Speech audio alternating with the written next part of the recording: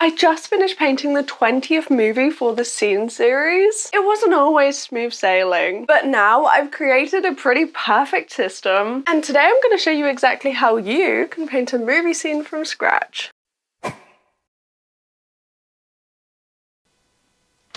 When it comes to picking out a movie scene, my go-to website of choice is Film Grab. As you can see, there are a ton of different films on here. You choose any film, and there's a selection of screen caps from the movies. There's often a good handful, and these have been carefully chosen. So most of the time, there are lots of options, and because they've been carefully picked out, honestly, any of them could be painted. Like if we flip through Back to the Future, you can see that really any of these could work. Saying that, they don't have that many movies. There's a lot of lovely colourful options on there like this, but they don't have everything. I do have a folder on my phone of all of your requests, so usually that's my go-to. In this case, I put up this poll on my channel, and as you can see, the clear winner is the Addams family. So if we take a look at their photos, we've got a lovely selection, though there's a lot of quite similar colour palettes here. A lot of portraits, some of them are a little bit cluttered, which I think might be a bit difficult, but there's a lot to choose from. We've also got the second film. Again, lots of really good options here. But if you have a particular film in mind, they might not have it. What you can do is Google a film with the word screen caps afterwards, and you'll find a website like this. This website has literally every single screen cap from a movie in it. Like you can see, it's absolutely crazy. But if there's a particular movie and scene that you'd like to do, it will be on here. It's a lot easier to work from a high quality reference, but you can always watch the film and try and find something. Like this scene here would be perfect with the little splashes of colour. The background is relatively simple. This one would work too. With the three characters here, that's a little bit busy, but Wednesday here would be perfect. The background is pretty simple. It would work well for watercolor. The second film has a lot more colour, but you can see the scenes are just very busy. This one could work.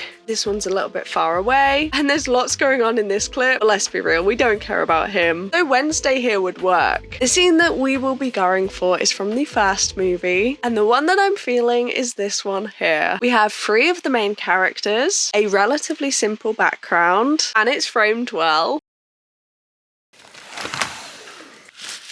Next up, we need to do the sketch. We need a pencil, we need a sketchbook, obviously an eraser, and this is the reference photo. Feel free to crop the photos however you like. In this case, I felt like the heads were just a little bit too small, and that's going to be difficult on a sketchbook of this size. So this framing looks a little bit better. And I've just spotted something in the sketchbook. What is this mark? I don't know where it's come from. I'm also now realizing that this looks like the Rocky Horror Picture Show, which is just an unfortunate coincidence. Let's add tape lines and split the page in half. I'm now realizing that we actually need to crop it a little bit more. The sketchbook is B5, and I don't like to work too small. Often if you're painting a face, it will be easier if you make them bigger. Do you see how much bigger he is now? For the sketch, I'd recommend using graphite. Block in each of the shapes. You don't need to refine details at this point, but if you can block in shapes and get all of the locations where you'd like them, put the heads in the right place, make the background, that will make the next step so much easier. And for the next step, I'm reaching for color pencils. You can also use fine liners for this. We're going to need a sharpener and a couple of color pencils. Generally, I'll pick a skin tone for the faces and then a color that will match the rest of the scene. This is what it's looking like at the moment.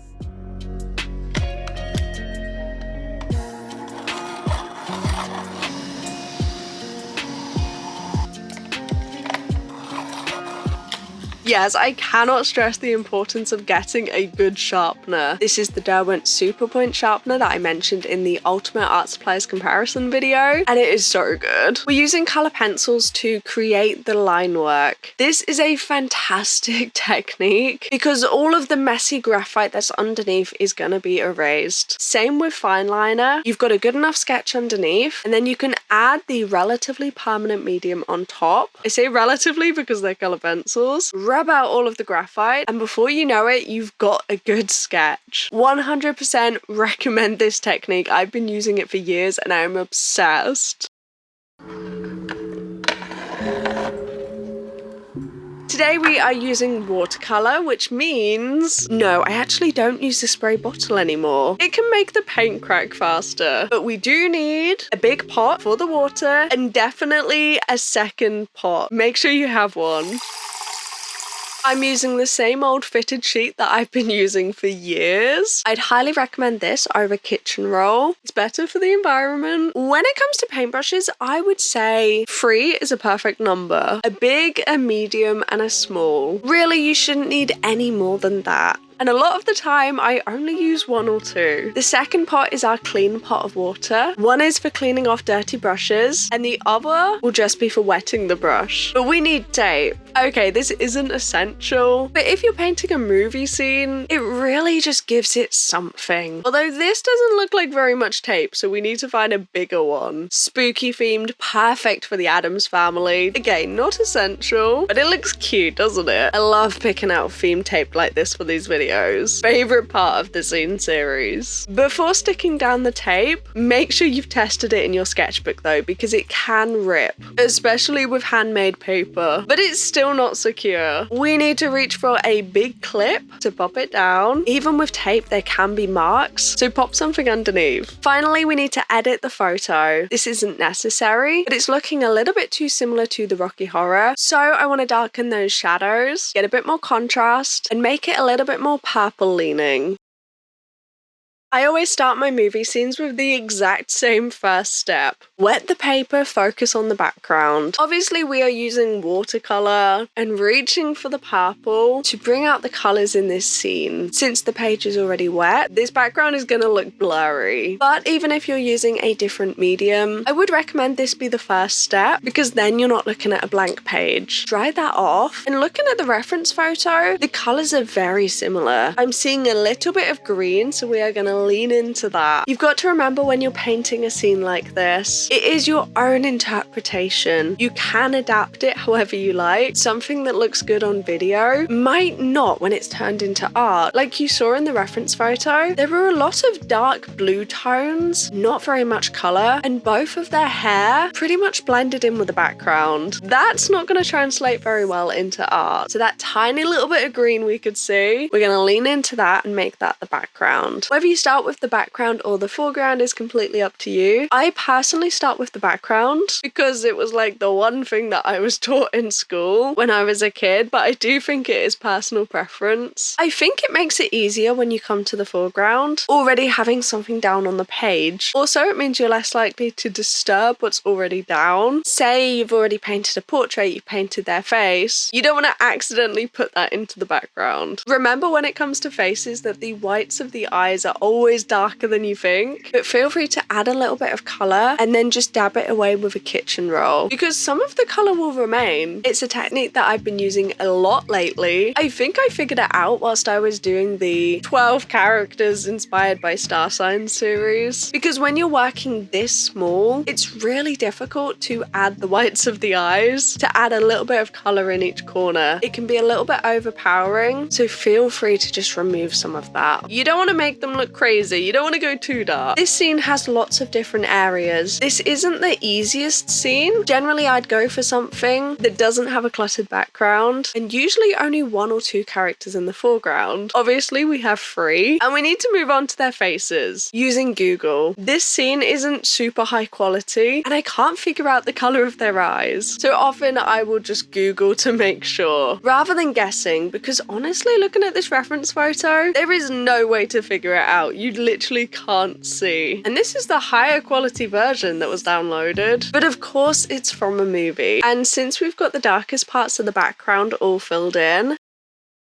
we're going to glaze over the entire background. The purple underpainting toned the piece a little bit, but the building is still brown. So whilst we do want those purple and green elements, it needs to look a little bit more realistic. But how realistic you go is completely up to you. How much you change up the colors is completely up to you. And how much you layer is completely up to you. You can see that generally I will add a base layer on every single section because the hair is one layer and then the face is one layer. layer, and then the clothes are another layer, and the car and the background are different layers. You do have to be careful about when you put them down. So looking at this now, you can see the hair, the skin, and the clothes all touch. So that's why it's important to keep a hairdryer nearby. It's better to use a hairdryer when you don't need to, as opposed to risking it and creating a whole mess. I don't know about you, but I live in a cooler climate, even now in the middle of summer. And when you just consider how many different layers there are that you don't want to touch, it would not dry fast enough. Especially when the first layer is usually quite watery. You can easily create a mess that way. So it's super important to use that hairdryer. Do not be afraid of it. Obviously be careful, don't do it super hot, don't do it really close, but it is an essential part of the painting process if you don't live in a really warm climate. I can't even tell you how many times I used it for this painting.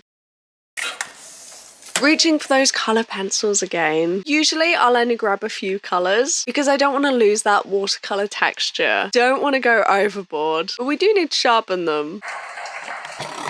Oh, look how much better that is. Generally, I will stick to watercolor for as long as I possibly can until it gets to the point where I feel like something else is needed. It's not working. Do you see all of these fine areas? Like the edge of the nose, the jawline, the mouth, the chin, the ears. They are so difficult to add with watercolor, and sometimes it feels like it's not harsh enough, and that's where the color pencils come in. I only use the pencils for line work, so technically it is a mixed media piece, but I'm not actually coloring with the pencils, just bringing back that line work that was lost. And now that the line work's in place, we can go back to watercolors and figure out what else needs to be added. Because the jawline is down, we know exactly where the shadow is going to be. Little things like that are really important in the process. Feel free to adapt and reach for other supplies if you need it, but also feel free to go back to your supplies. It's really all about finding the shadows and slowly deepening those, adding as many layers as possible. When it comes to painting movie scenes, we might go back to color pencils like I am, and that's okay. It is a long process and you will go back and forth, tweaking it and finding new things.